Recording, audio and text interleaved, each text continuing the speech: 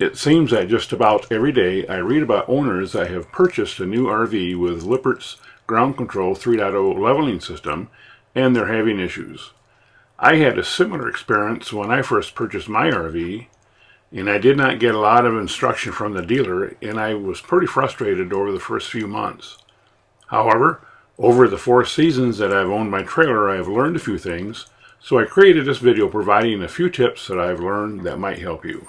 First, if you have a smartphone, go to lci1.com and find the My LCI app and download it and install it on your phone. This app contains a plethora of information, including products, support. It has all the instruction manuals for the Lippert Ground Control 3.0 system. And if you do not have a cell phone, you can always go to the website for Lippert and download each individual document.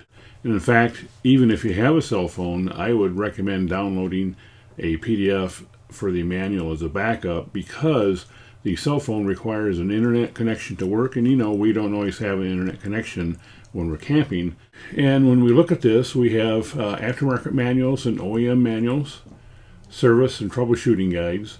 And the difference between the aftermarket manual and the OEM manual is the aftermarket manual includes information on the wireless remote, whereas the OEM installation manual does not. And a couple things I'd like to point out. The leveling system should only be operated in the following conditions. The trailer is parked on a reasonably level surface. And I looked for the reference and I couldn't find it for this video, but I ran across it once before, and it's something like 2.5 degrees plus or minus is all the sink and level, which equates to about 4 inches side to side. So if your sight is off more than 4 inches from an 8-foot side to side perspective, then you're going to exceed the capabilities of the leveler. So I guess that's what reasonably level means. Next, I want to point out that lifting trailers so the wheels are not touching the ground will create an unstable and unsafe condition. And I've heard a lot of people question, when I level my trailer, the wheels are off the ground, is that okay? Well, it's not okay. And if you follow my tips, you should never be in an instance where the wheels are off the ground.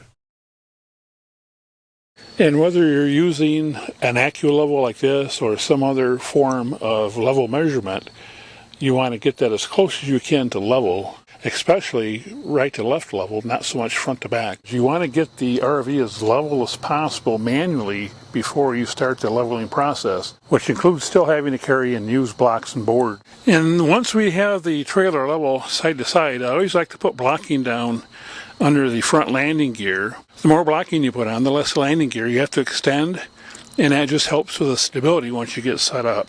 So shorter landing gear, the more stable it's going to be. And for the rear jacks, we don't like to have any more than about 4 inches of clearance between where the jack is and where the surface is. This is way too high in my opinion, and it will probably result sometimes in an out of stroke error. So we're going to put some blocking under this so we have no more than 4 inches of travel. And this is what I like to see. I got about 4 inches of space there. And in contrast, this guy isn't using any blocking at all, and his jacks are extended probably 15, 16 inches. He's very close to a out of stroke error. And I just hit the auto level. First it's going to raise the front up till it's higher than level, and then lower it to the proper spot. Once that's done, it does the back jacks.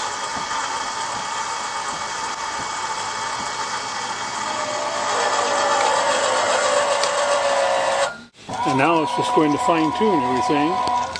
And where the green is level, and where the yellow is too low. So it's now just going to find its own level.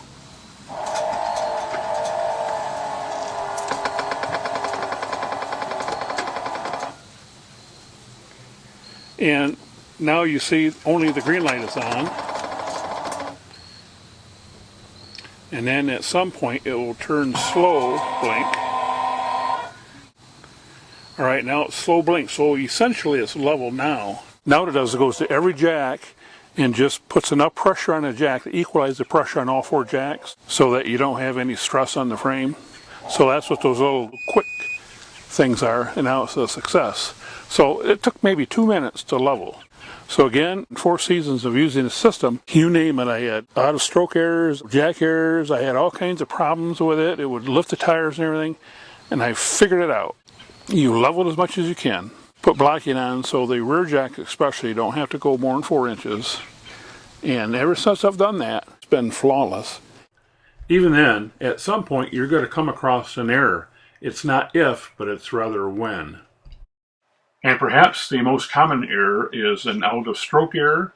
This is when the jack has gone as far as it can go and the rig is still not level, and the control panel will indicate an out-of-stroke error. The next error is an individual jack error, and it'll say something like right front jack. That can happen for 2 reasons. First, a low battery can cause that, so make sure your battery is fully charged. Next, you can actually have a wiring error in that particular jack. And the third problem you can run across is, say you've got everything leveled as much as you can, and you auto level, and the level keeps going up and up and up until the wheels go off the ground. I kind of call this a high level. And it seems that sometimes the system just goes brain dead and loses its zero calibration. And it's happened to me maybe a couple times, maybe once a year. So how do you fix those errors? Well, that's a whole new video in its own, and I actually have a video just on correcting those errors, and I'll post the link here.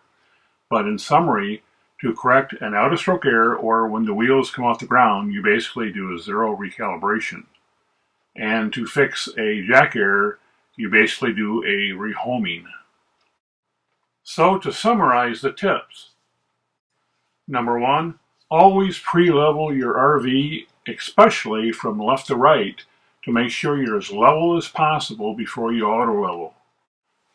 Number 2, always add blocking, especially under the rear jacks, so that they never have to travel more than 4 inches. Number 3, make sure your battery is fully charged before attempting to do an auto-level. And tip number 4, anticipate having an error at some point, so learn how to do both the 0-point recalibration and the rehoming level procedure, and then you're going to be set. So that's basically it. You'll go from hating the system to just loving the system, actually.